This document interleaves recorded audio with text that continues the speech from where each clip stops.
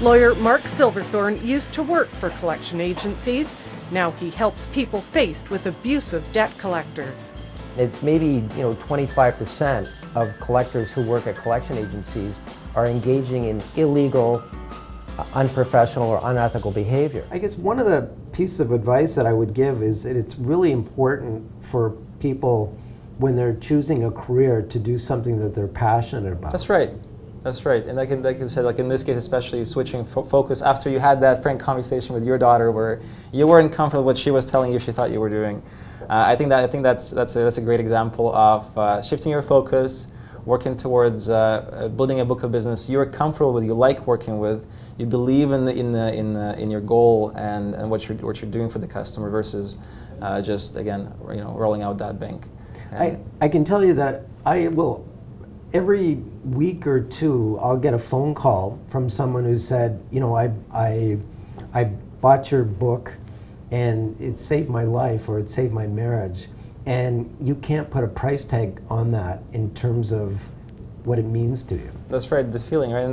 Let's talk a little bit about the book, right? So from that to writing the book, how did you come up with that idea? Because that's also a very unique way to, first of all, spread the word, share your experience, share your knowledge, and also build a bit of a fan base. And I think you're doing quite well with that. Well, before I got the book deal with McClellan and Stewart, I actually wrote an ebook, and I think it was a how-to guide for dealing with your debt or something like that. And I wrote that book, and I market it myself. And I was also appearing about once a week on the Peter Silverman show on Saturday mornings on, I think it was CFRB.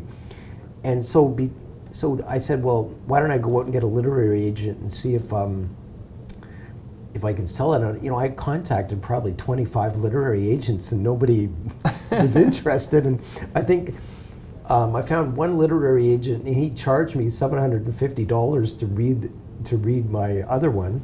And he said, listen, I think I may know a couple of firms. And so then he called me up and he said, Margaret Atwood.